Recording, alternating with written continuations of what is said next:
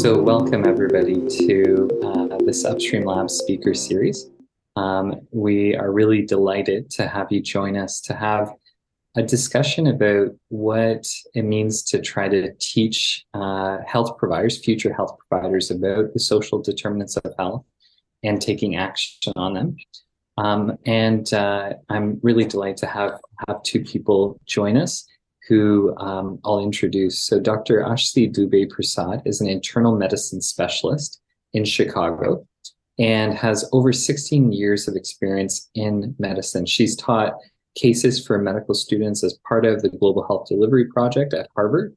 And she's also the co-director of the Robert J. Havey, MD Institute for Global Health. And is an associate professor of medicine and medical education at Northwestern University in Chicago. And we also have Dr. David Blaine, who's the academic lead for the Deep End GP project in Scotland, which I think he's going to share a little bit more about, which is a collaboration between academics and frontline GPs working in areas of concentrated socioeconomic disadvantage. Within the Institute of Health and Wellbeing, he's the co-lead for the departments of health, for the determinants of health and health inequalities theme. And since 2010, he's been involved with the Deep End Project, which engages GPs who are working in these disadvantaged areas in both advocacy and also in research and also in education. So my name is Andrew Pinto, and I'm a family physician public health specialist in Toronto. And I direct a research team called the Upstream Lab. We're a team that has now grown quite a bit, and we focus in 4 areas. We work on tackling the social determinants of health and evaluating interventions. We work on population health management and how to help organizations or health authorities with better managing population health. We use data science and artificial intelligence to enable more proactive care and learning health systems. And finally, we support clinical trials as well. So we decided to do this topic in part because of the really strong connection between actually working and taking action on the social determinants of health and the way in which we're taught about it as health providers. All 3 of us here are clinicians and specifically physicians. We've all gone through medical training.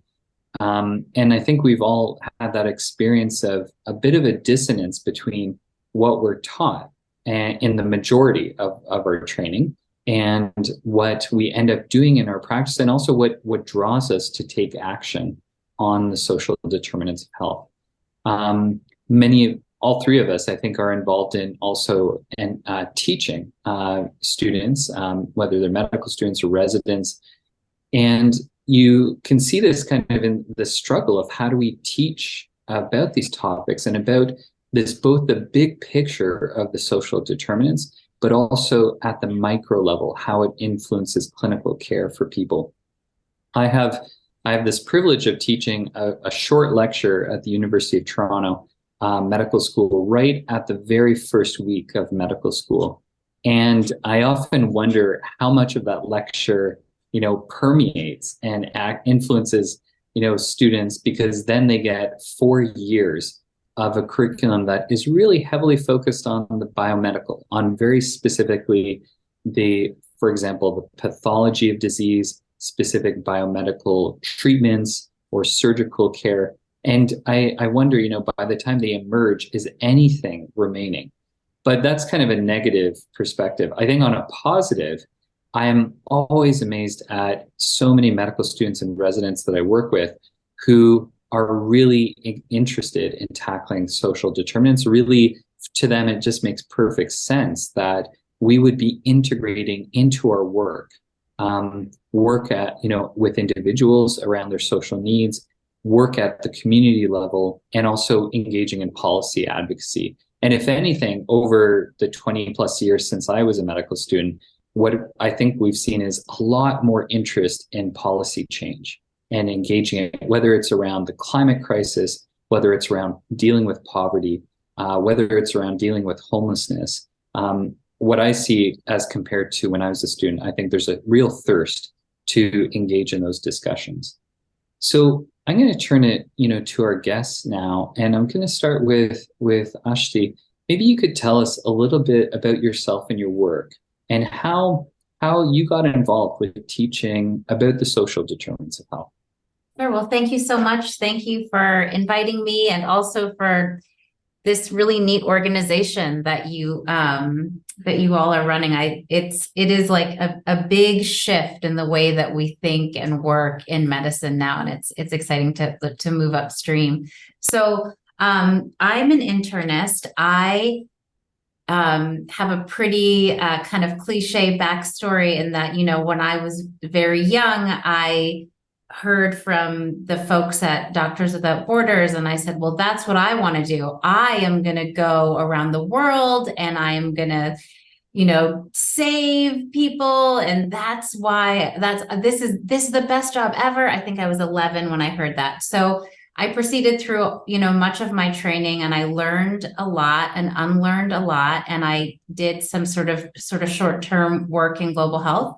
And then it became very clear that sort of long-term sustainable engagements in global health were where I was going to go, but that global health was local health. So I would start at home. And so I started to do both of those things. So working as an internist in sort of local, we have federally qualified healthcare centers to support our patients there, but then also kind of working abroad. And it became clear that we had never been taught any of this. We'd not been taught about social drivers. We'd not been taught too much about health equity. And so I sort of kind of moved into service learning teaching. So how do you kind of move the needle when having this sort of mission of trying to support health equity, but understanding where the healthcare drivers really are, so that I really teach that health is a lot more than healthcare, I would say. And so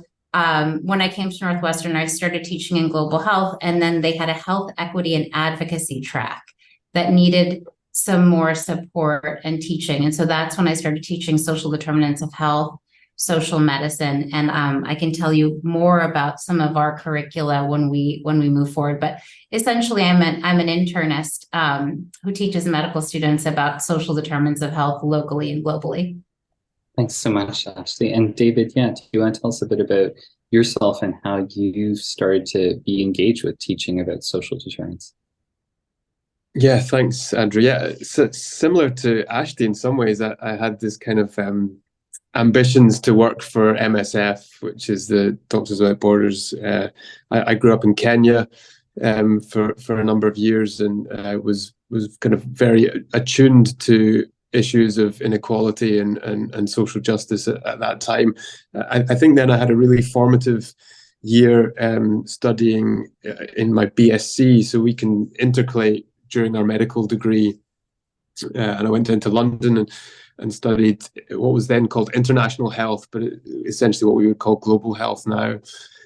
It was a real eye-opener for me. It was the first BSc in international health in the UK at the time. This was in 2002.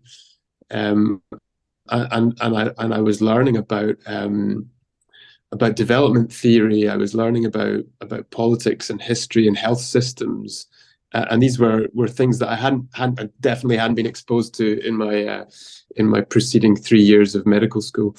So then I think after that I was, I guess I was attuned. I went on, finished my training, did GP training, again still with ambitions of kind of working overseas. But then once I finished my GP training, I did a year as a health inequality fellow. And it was during that year, this was 2010, that I became more aware of colleagues Graham Watt and Stuart Mercer, professors who were both at Glasgow at the time, who were just starting up this DeepEnd network. That was in 2009 that the DeepEnd network started. And then really from then, it's been what I've been wanting to do. I've been involved in undergraduate and postgraduate teaching and training since. That's really neat, and I won't go in depth, but that I had a very similar path myself of being kind of mentored and being exposed to ideas about working in low and middle income countries, and then kind of going through a bit of a change and thinking about locally. So that's kind of an interesting thread throughout all three of us. I'll maybe start with you, David. Why do you think teaching about social determinants is so important for people who ultimately become physicians or other health providers? How does that relate to the system that we have? How is education part of that? So I mean, I guess for me, I'm minded of Michael Marmot when he says that actually social determinants are the big game in town. These are the key drivers of people's health and well-being. They're the key drivers of health inequalities, and obviously we recognize that many of the factors, many of the social, the structural, the commercial determinants of health lie outside health systems. But we also know from Marmot and from others that the health system does have an important role, and that's not only in how the health system is configured and funded and distributed, but it's also in the quality and the consistency of that care.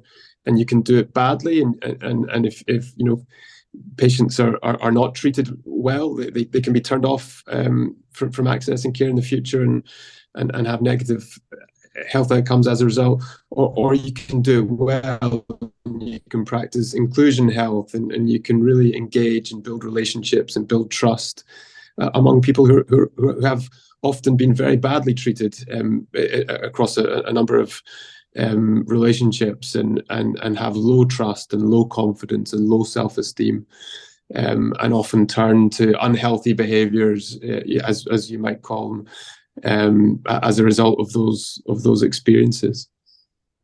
That's it's neat. So it's kind of like there's the big picture that just if we're not aware that actually the vast majority of what determines who is sick and who is healthy, and the difference is determined by these other factors, we're missing a big piece of it. And then also equipping people with that knowledge is important to change, the way that they work with patients. It actually may help them to not cause harm if they're aware. There's a growing movement around trauma-informed care that I think integrates some of what you were saying. But yeah, Ashti, what do you think? Why is it important to teach about so many things, right, come from both what you and David said. I even wanted to harken back to your first comment around your fellowship or your international health work. Just I never learned history and politics and how we got where we are. And in America, there's something called redlining. That's how our segregation works very specifically. So as someone who comes from a place of power and privilege, I would never learn. I could have this desire to do the right thing, but if I'm never taught how we got here or what the right thing is, I'll never learn it.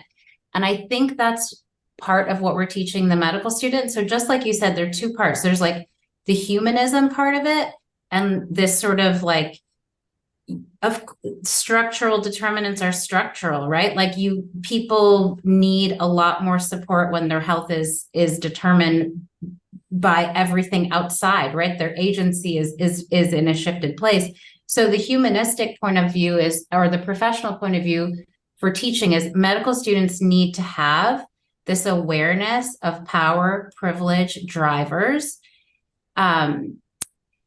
This is going to get really historical for 1 second, but the Latin American medicine movement versus the Western medical. I'm sure both of you have read this Dorothy Porter way of looking at how we care for patients in the Western spaces versus the Latin American spaces, at least historically. This notion of individualism and bootstraps and everyone, it starts from the same place, is what our Western system is rooted in. It's such an individualistic model that I feel like we have to unlearn and then reteach this sort of social space that everyone lives in. And there's this like famous pie chart that I'm sure everyone knows, where you say like what really determines, well-being, and then social determinants of health are a huge part of the pie. And like the clinical care is this sort of tiny little sliver of the pie. It's like an old New England Journal article. But for example, when I show students that, they're like, but then why are we learning all this stuff? Like, we don't understand. We've been learning all these, all this pathophysiology. I'm like, all of these things are important, but you have to understand humanistically where your patients are coming from to meet them and sort of like mitigate the mistrust and all of those things. So I think to be like sort of professionals, they need to learn about social determinants of health. But then like on a really granular level, when you're in the clinic, because I was just thinking about this the other day, it needs to be clear that when you give a prescription for something or you give an idea to your patient, you share sort of like what the next step might be in their clinical care. If you don't have a deep understanding of their context, you're probably sending that into space, and when they come back and they're, that sort of notion of like, oh, why didn't you take your medicines, right? It's like, well, I don't actually have a pharmacy. I can't pay for them. All of the different, sort of like upstream reasons. And so I think, and the classical example is, right, like telling your patients to go for a walk and there's no green space, or they live in an unsafe neighborhood. Like, you should walk 5 times a day or go to the nearest grocery store. And I know that this group is highly attuned, but our students aren't. And when they're in the clinic and taking care of patients, or in the hospital and, writing the prescription for an antibiotic that may never get, actually taken because of many reasons, they need to know why, and they need to know how to mitigate that. And I think it's frustrating because we don't have a ton of systems to support them. But I do think there is a shift in their frame of mind. I think they've been hearing it now for the last like 5 or 10 years, that there's something opening up there, and they're becoming a little bit more aware of it. But I think it's critical to actually take care of the individual patient, and also for the professionalism of our students. Yeah, it's kind of on that point, as David mentioned too, without that understanding, without essentially understanding the social context and having some understanding of history, that we just deliver bad care. You just, like, for example, write a prescription that will never get filled, make a suggestion that's just impossible. So that's like at the very, basic level that needs to happen.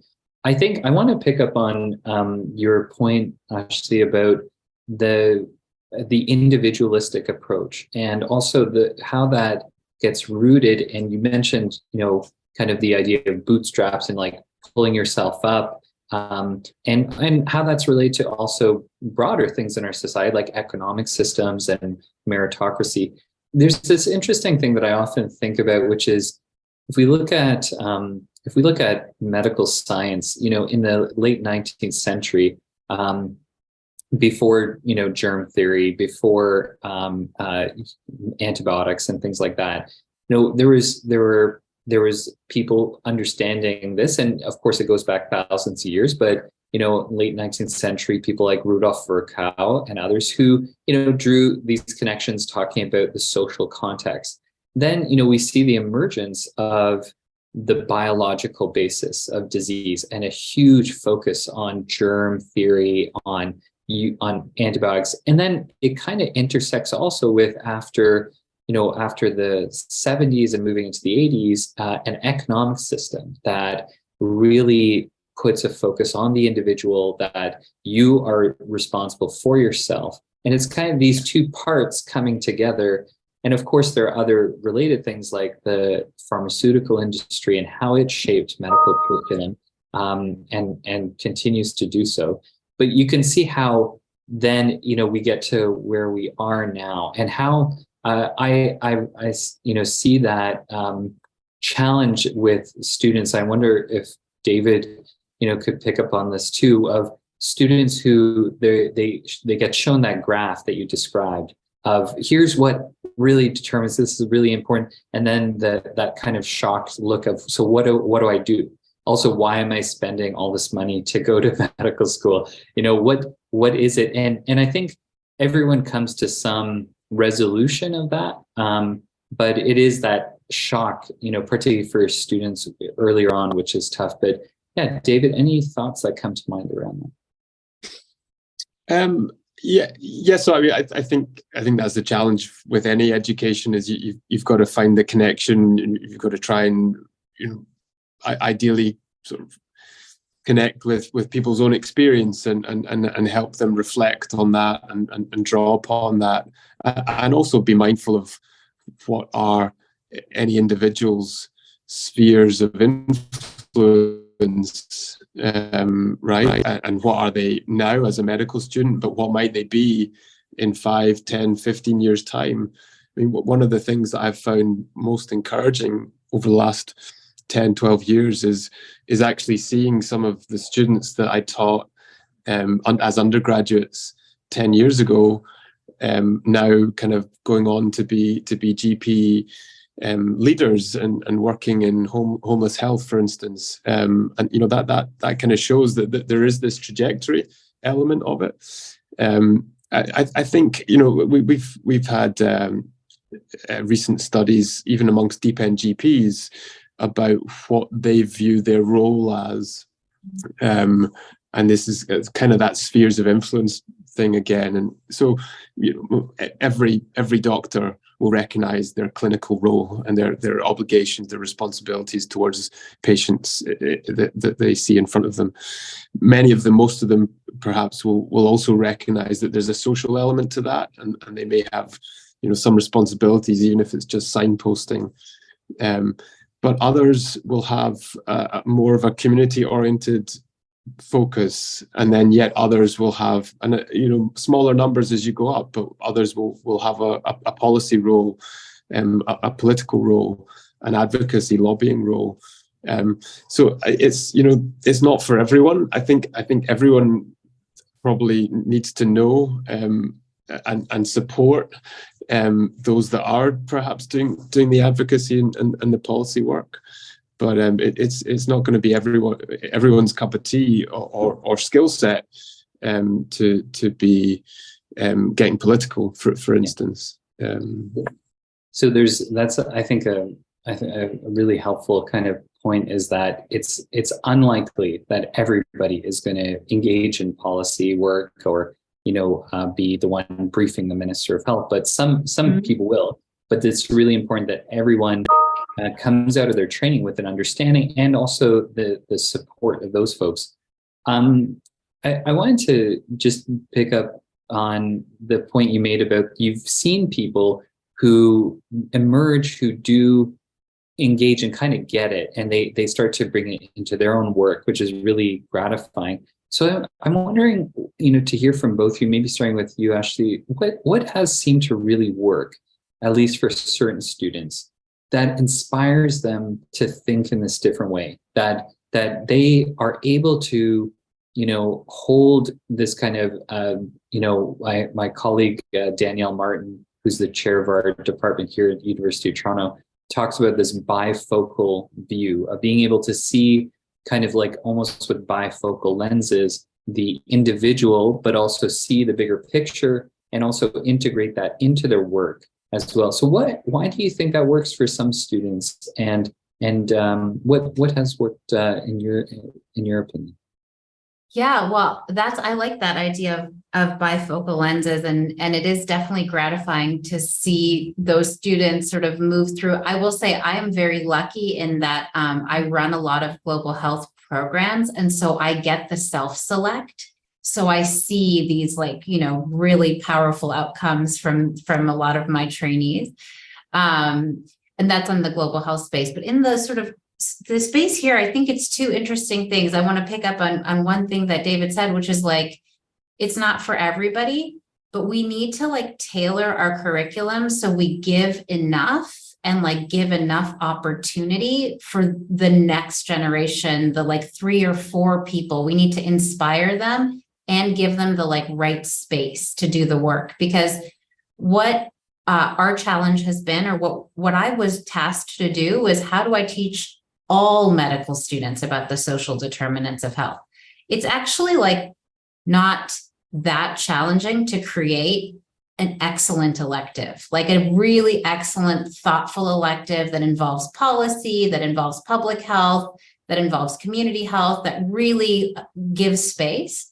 But they won't know that they want to come there unless some of them have been exposed to it in some way. So you have to be able to create enough that it sparks some attention, but have other opportunities. We just started so the backstory is that social determinants of health can't be taught through didactics. They can't be assessed through quizzes. That's just not how it works. It has to be experiential. You have to feel something, right? Like to be transformed. You have to have some connection with social justice and solidarity, right? Like that's critical. And so what we actually did is, over time, it became very clear. So I've been teaching in this curriculum for about 10 years now. We started with didactics, and then we've moved, we just got to start an applied program. So it's called CHI, it's the Community Health Advocacy Initiative. And we started it 2 years ago during COVID. And our goal there was actually very sort of concrete and specific. We just wanted students to know that there's more to health than healthcare. That's our main goal. It was like a frame of mind. We want them to get into the community. We want them to actually see the strength of community partners. Their goal is to just learn about community partners, learn about services that are offered outside of healthcare, and then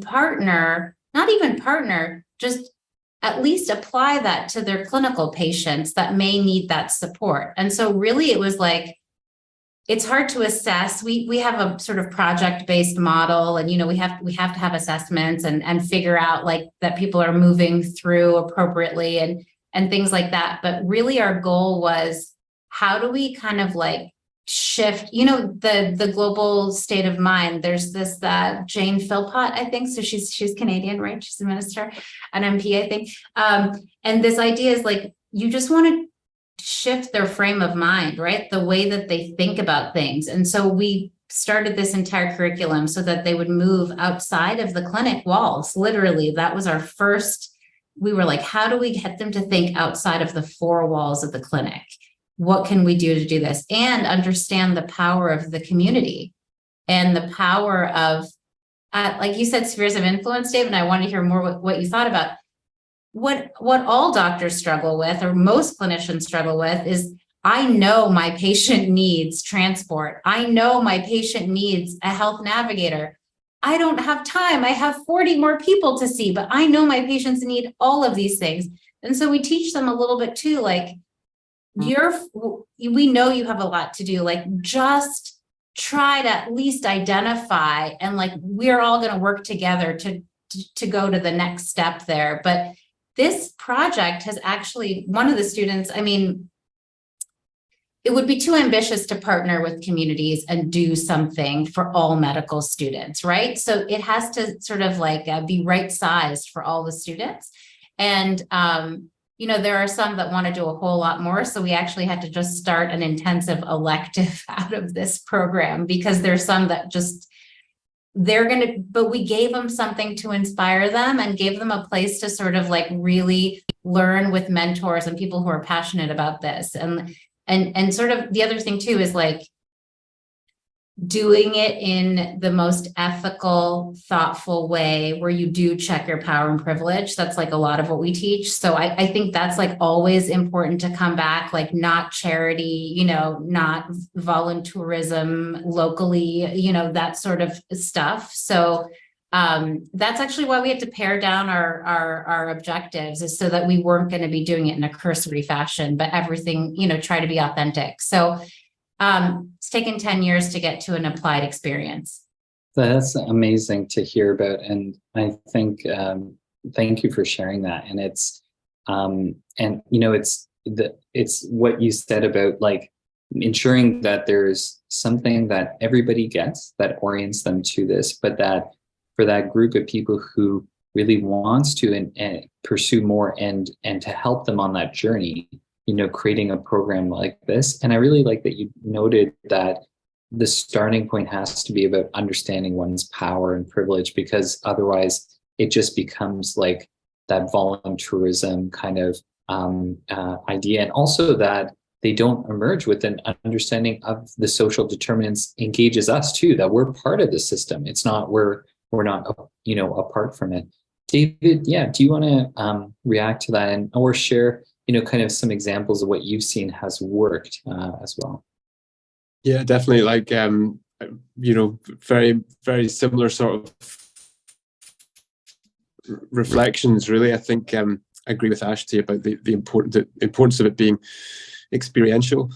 I think our and also about the kind of repeated opportunities, almost like this sort of spiral curriculum idea where you're revisiting over the course.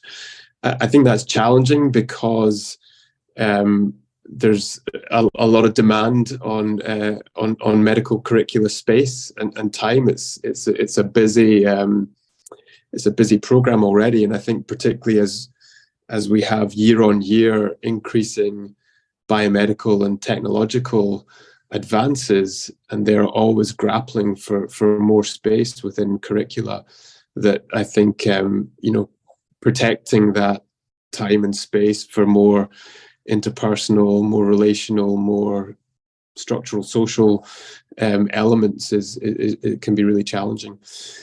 But we try and take a kind of whole career perspective on this. So I think, again, echoing what Ashti said about privilege, that starts right in work around widening participation and widening access to the professions.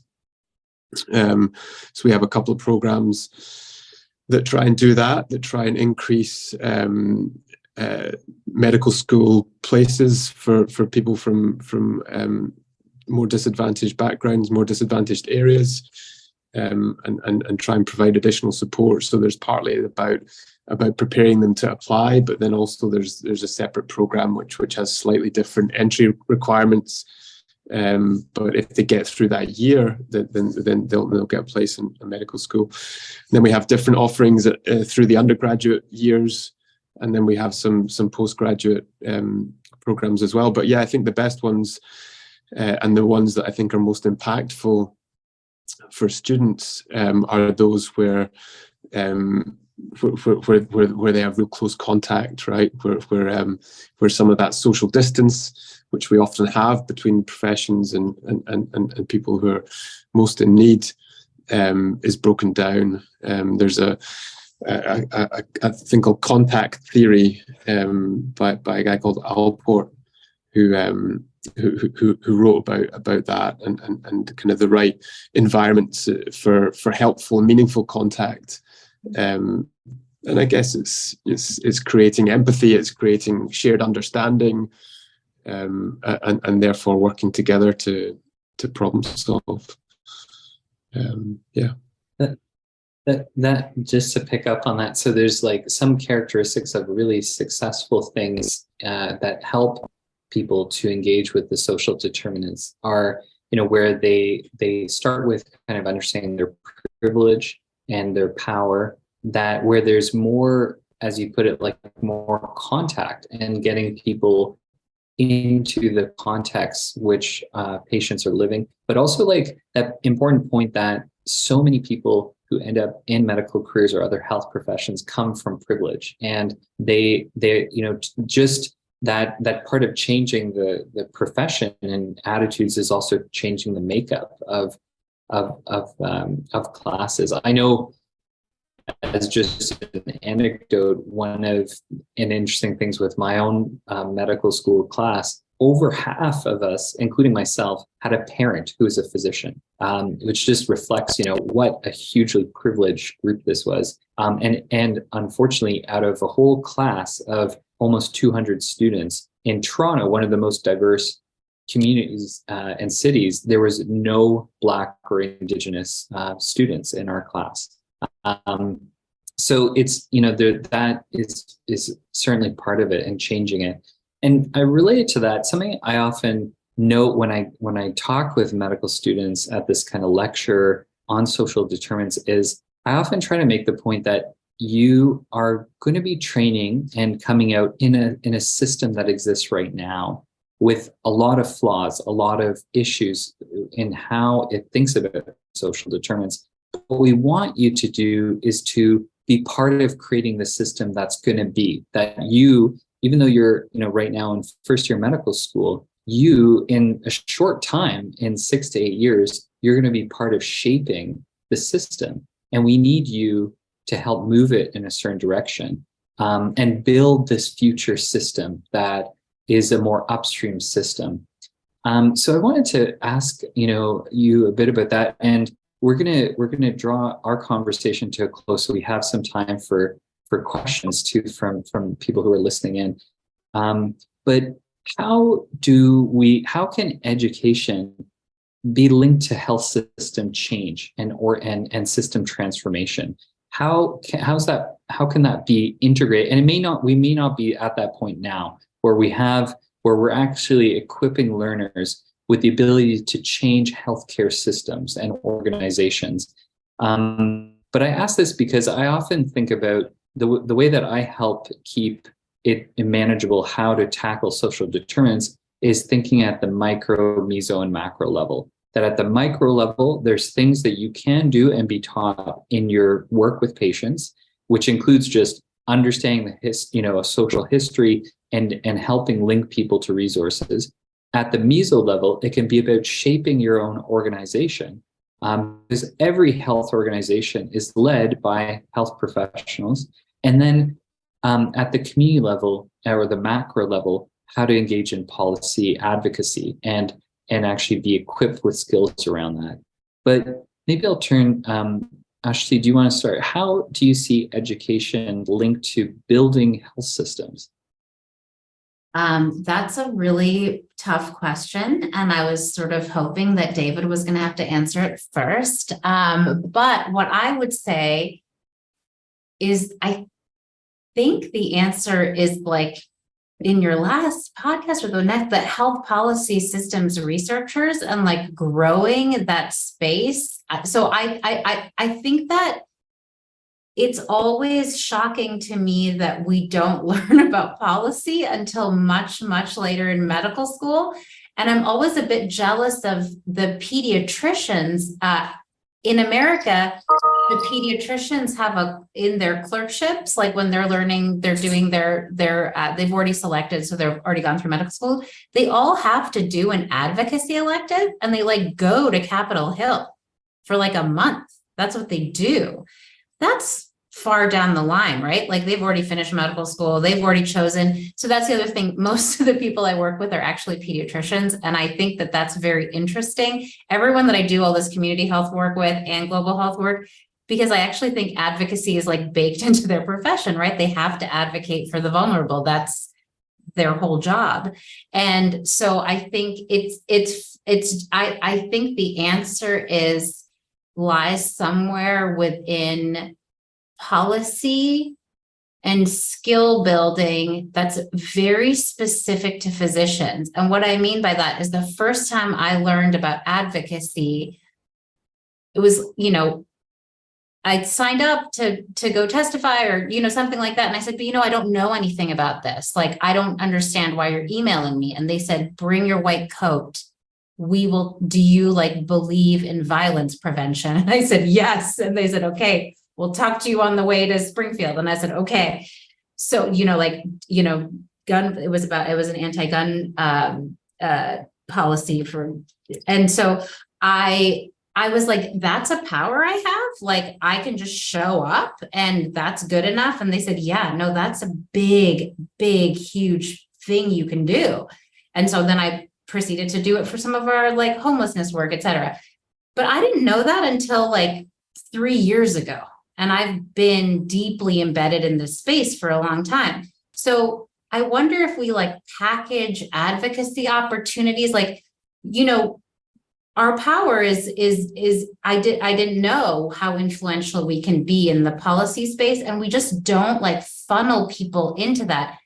You know, we just produce one type of person in medical school, and that's kind of the problem. And so I wonder if there are ways to be really creative around, like, you know, sort of advocacy intensives or policy intensives, but like David said, we're literally always jockeying for curricular time. But this is really important if they want, you know, the students are excited about climate change, and the students are excited about global health, and the students who want to care for patients without housing. Like, maybe we all need to bring those students together and teach them their power in some way. And I will do one shameless plug here. I'm part of the National Collaborative for Education on the Social Determinants of Health, SDOH.org. And I run our curriculum collection, and that's really like all these innovative curricula. They're really cool policy curricula that I've seen come across. They're not published, but people, like, if someone is excited to do this, it would be great if they could just go somewhere and find a curriculum and adapt it and not have to invent it. And that's a spot for that, I hope. But I think there's something there. Mm-hmm. That's amazing. And, you know, we'll be sending to everybody who's attending some resources like that to help share. And I think I think that's fantastic. I think I'll just share an example before going to David, but we, led by one of my colleagues here in Toronto, Kate Heyman, we did a small project around trying to train medical students around advocacy, including how to do a deputation, how to write an op-ed in that type of way, how to even engage in like a press conference where you're wearing your white jacket or your stethoscope and you're speaking from that position. And it was well received, but of course, like many things, it needs to be ongoing. It's really, you know, not enough to just have that short training. And so anything that can be more sustained, I think is hugely important. I think many students do, you know, hear about advocacy opportunities, and some get involved, but then often things get really busy and it's often hard to. So I think we have to think and get creative about longitudinal experiences that are not too time demanding, but, you know, really equip people with skills and also expose them to other policy actors, including, you know, people outside of healthcare, people, you know, for example, who are the ones who are leading the fight for better work conditions, to reduce gun violence, to, you know, improve the climate and things like that. So it's also kind of, you know, trying to teach people to do it in a humble way, so they're not adopting like, well, I'm the physician or expert, I'm here to lead, but rather to be an ally to those types of movements. Yeah, David, do you want to share a bit about how you see that kind of, you know, the link between how we train people and how the system changes? Yeah, do you know, I was going to make 3 quick points. I guess the first was that often change comes from students themselves, and, you know, there's lots of examples of that in terms of how curricula have changed in response to really grassroots sort of student advocacy. So that's one thing. The second point was around media training is one thing, as well as advocacy training. I think you know, we've been doing a couple of media training sessions for deep end GPs who are interested and kind of, you know, it's not for everyone, but that's been really helpful in actually applying the advocacy, and I guess that's part about upskilling. And the third point I was going to make was around change management, which I guess is you know, something that you can learn about and teach. And the best example I know of that is from Ireland. A colleague of mine, Austin O'Carroll, set up the North Dublin City GP training program, and it was the first in Britain and Ireland that was specific for preparing GPs to work in disadvantaged areas or with marginalized populations. And they have a change management module as part of their training program. Obviously, they've got various other social medicine placements. They've got a kind of arts module as well, but one of their modules is around change management. That's really amazing. I really love that combination of skills too, that people get equipped with. And I think that point about understanding how change happens is so key. So I'll just end with a final question about where do we go from here? So we're in 3 different countries, in Canada, the US, and Scotland, and we all are engaged in work and hopefully also pooling energies and resources too. But where would you say that the key steps are in terms of creating change over the next maybe 3 to 5 years? Ashti, do you want to start? What would, if you could think about where should we as a community of people who are interested in addressing social determinants, where do you think we should put our energy? Well, I am quite biased that I put my energy in the students. I think putting energy into like interdisciplinary students is particularly powerful. I'm excited to bring our sort of like thinking about our social work curricula and having peer teaching across that. I do think that we'll have to be able to sort of focus on students, but be agile with like all the new things that take up the curricular time, like you said, David, and make sure that we keep linking it back to our sort of social medicine and structural determinants, keep moving upstream with them and sort of keep pulling things along. So I think change lies with the students and giving them sort of more opportunities. And I actually think the entire curriculum needs to be disrupted, right? Because I think we've said over and over, we're teaching, we learned this late, this is not, so that I think there needs to be sort of like a whole overall disruption in that space. That's really powerful, and I think it is. I think it's really hard to keep putting small pieces in, and you're working against this huge tide, which is a relatively recent kind of idea of how to train people. So could be. And yeah, David, what would you say kind of key things, and then we'll turn to some questions that people have posed. Yeah, unsurprisingly, I'm going to agree again. I think definitely the future is in our students. I think as well, I like the interprofessional idea. I think increasingly, we're working in teams, and we need to get better at working across boundaries, across disciplinary silos, and linking networks as well. So all 3 of us and dozens more that are in the audience will be tapped into different networks, often multiple different networks, and they we can draw strength from them. We can draw support from those allies and that kind of distributed knowledge as well. So those would be some of my thoughts. So thanks both again for joining in. Really appreciate everyone who was able to